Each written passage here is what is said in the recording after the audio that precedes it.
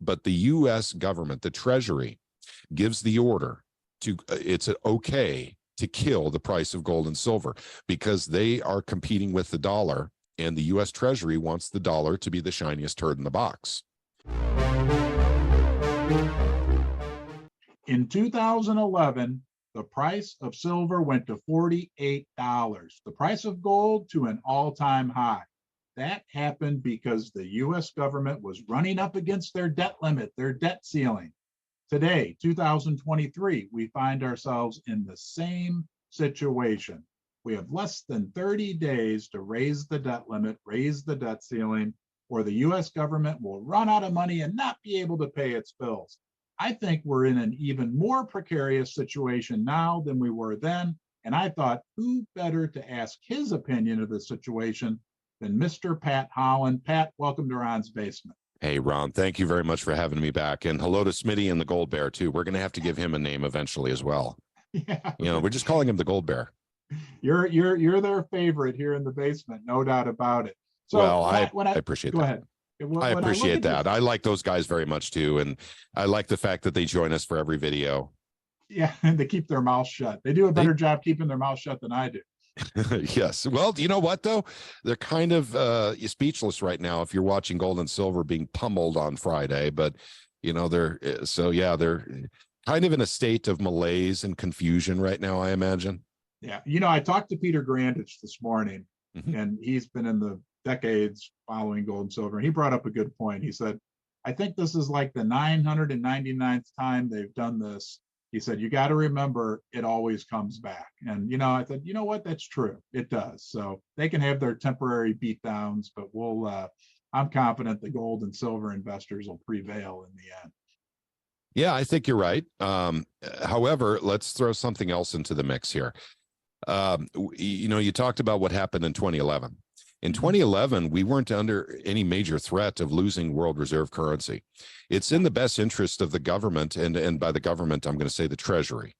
The Treasury and the big 6 member banks to literally keep the price of gold and silver down as much as possible because we're starting to lose world reserve currency, and we weren't dealing with that in 2011. So we may not get an upshot like we did in 2011 the way we think we will. And it may be in the premiums that we see going up. Supply and demand, pure free market stuff here.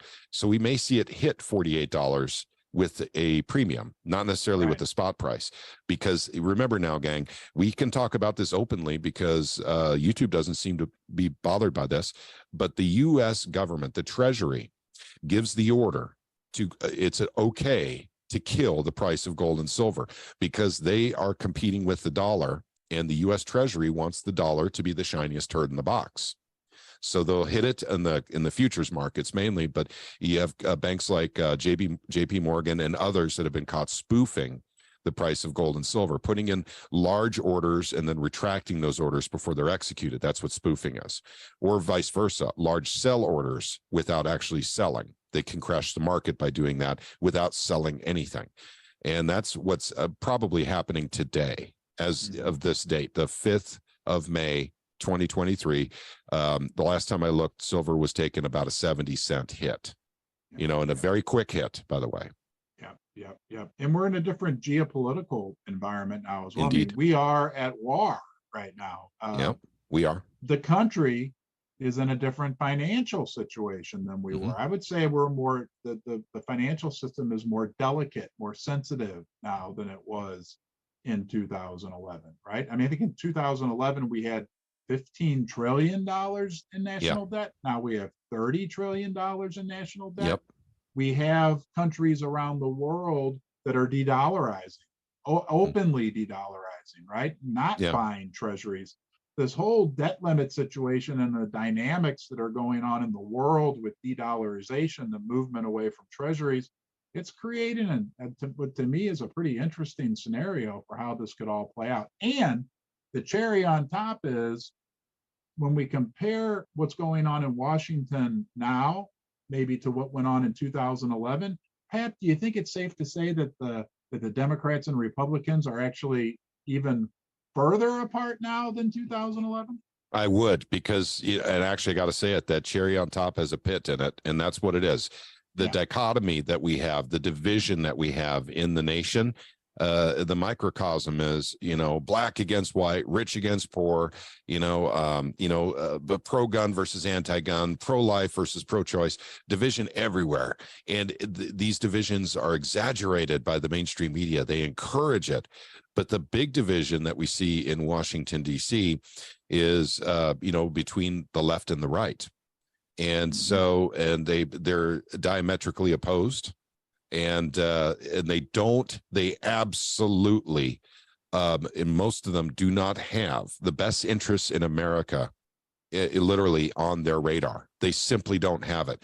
It's something else. It's for the party or what have you. If they had the America's best interests at heart, they would literally be fixing the financial system. But the fact is, it may have gone too far now, Ron. I don't think there's any fixing this financial system.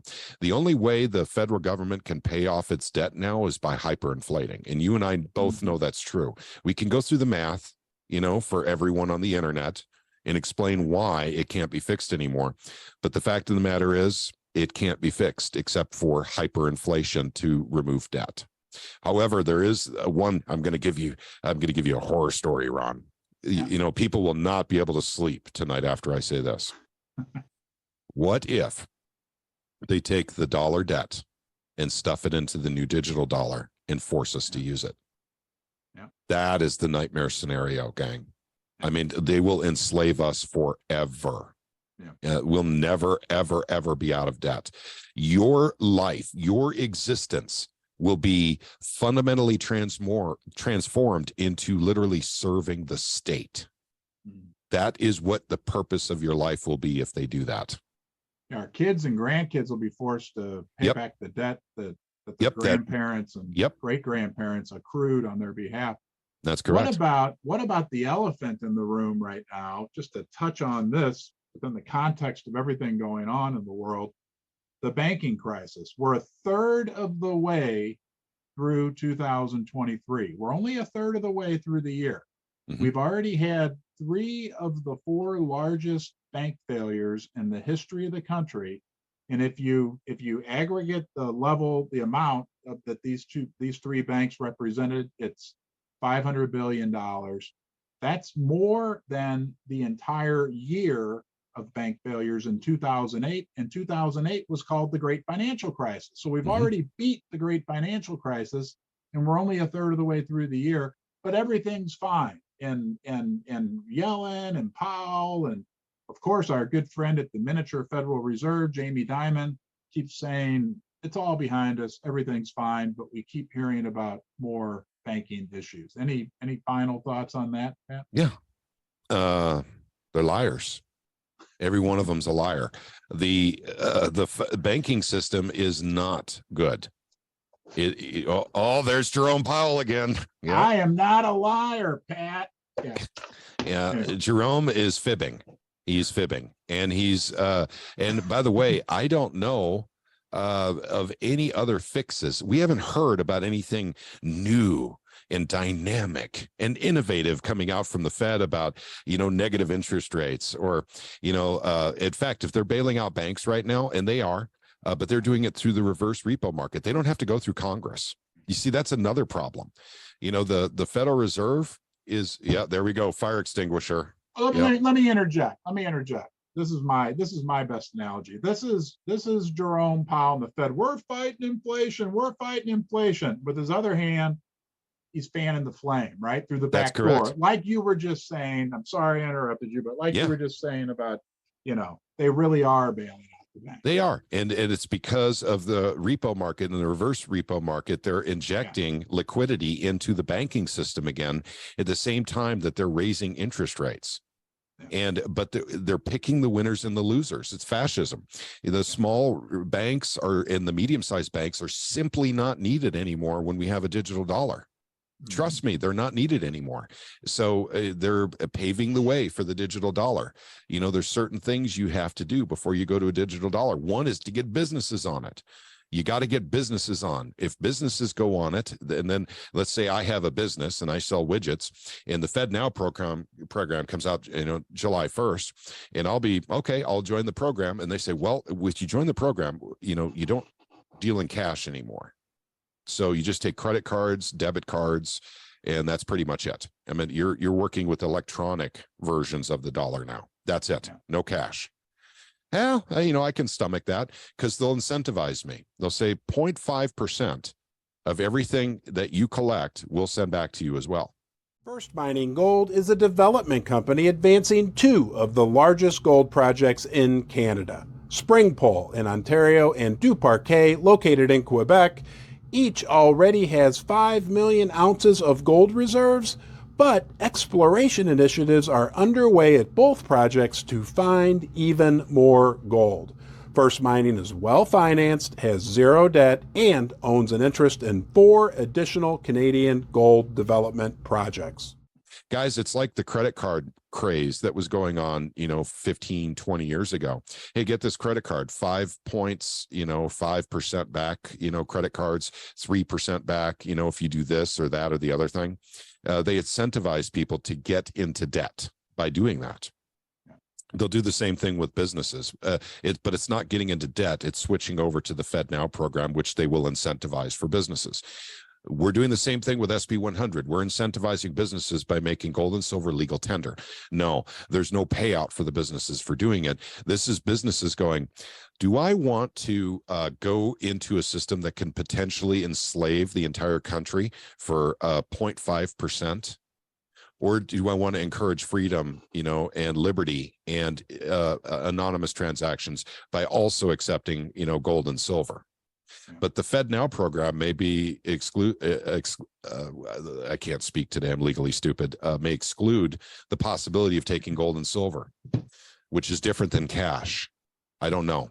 The Fed, will fight back the way the Fed fights back, and so will the federal government. But for all intents and purposes, you're right. Jerome Powell's in a box. The solutions are not coming like we had in 2008. The solution is the digital dollar. It's all moving in that direction, gang. And we're losing world reserve currency status. How better to hide that than by getting rid of all the cash? If you have nothing but digits running around a screen and is centralized through the Federal Reserve and the federal government, you'll never know how many digits are circulating in that electronic system.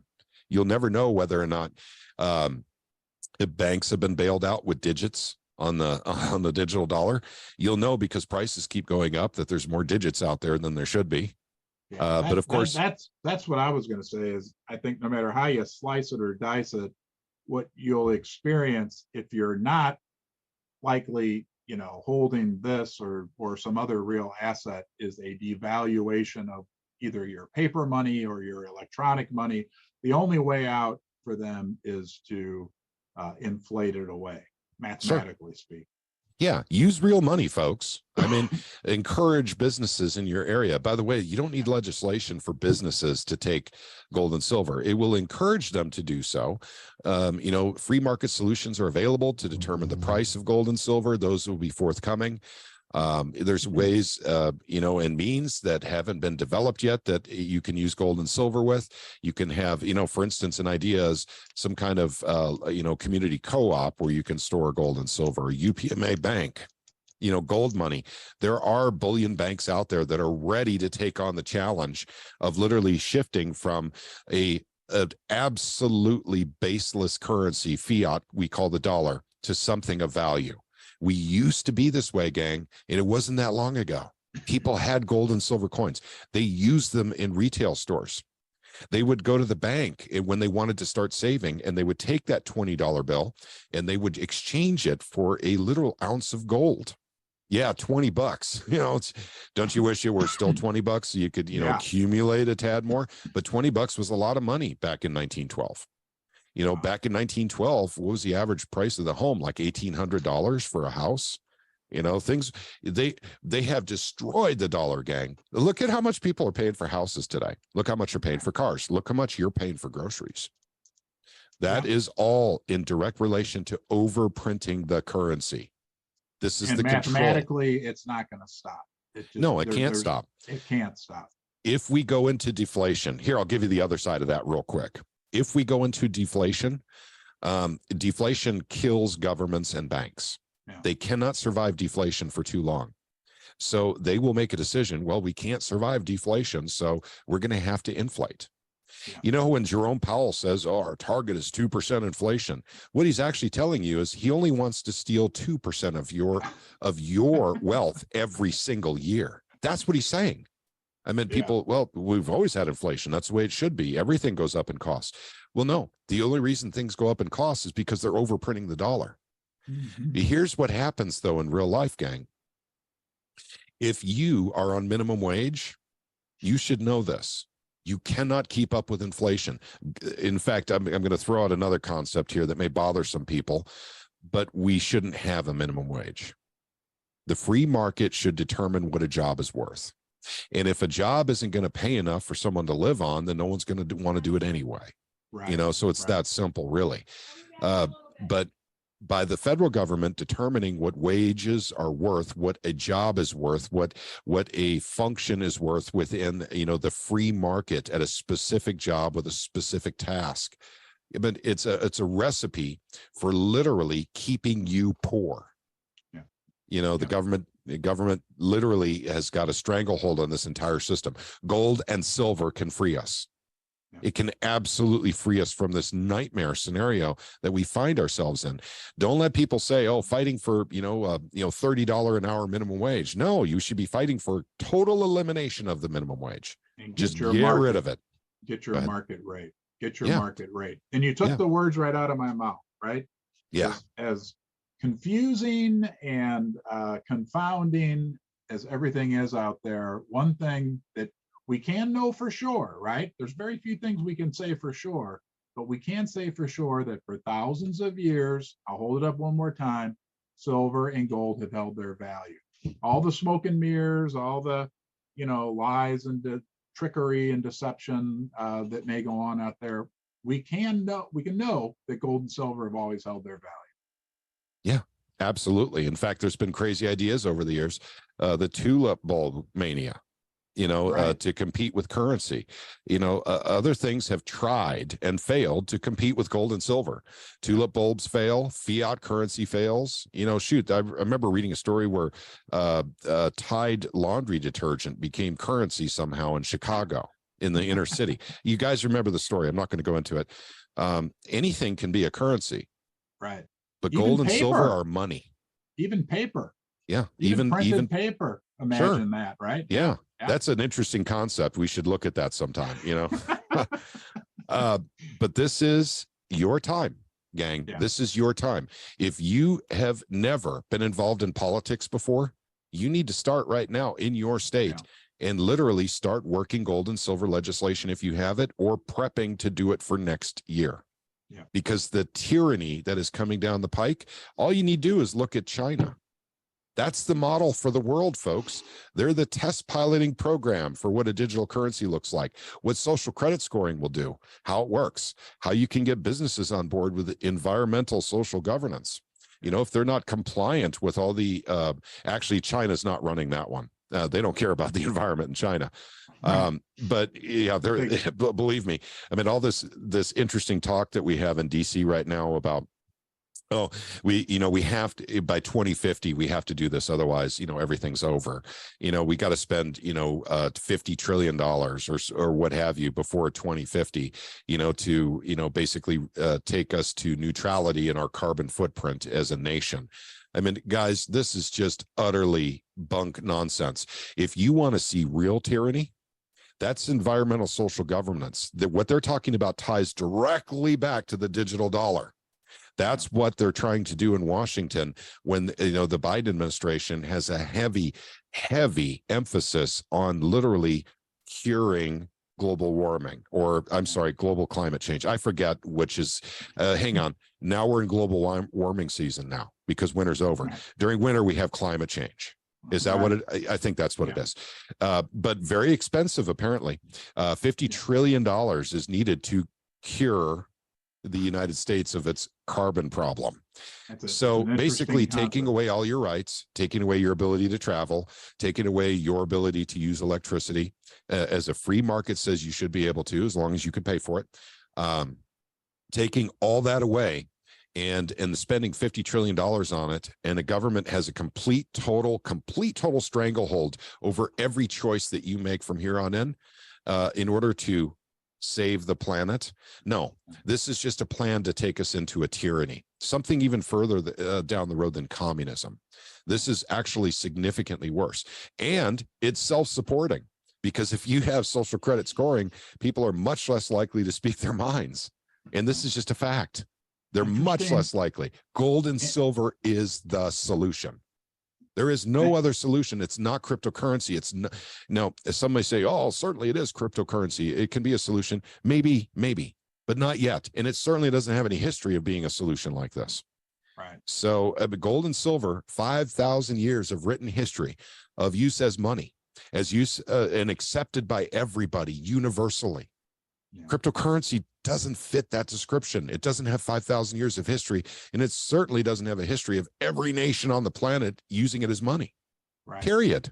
We just don't have that not history. Everybody in the world has access to the internet still, right? Yeah. I mean, well, that's part of it too. Well, Elon Musk is going to cure that here real quick with his Starlink program, but beyond that, guys, this is a very, very slim window of opportunity that we have right now to actually determine what is money, and we can go back to what works. And there's great new solutions to make sure that gold and silver can work without a physical exchange of gold and silver, or minimal exchange of gold and silver. Electronic solutions, guys, the free market has all these new solutions that we've never used before, but they're akin to what we have currently with the dollar. It's the same type of transaction. However, you have bullion banks that don't fractionally reserve. I mean, they keep it on the up and up.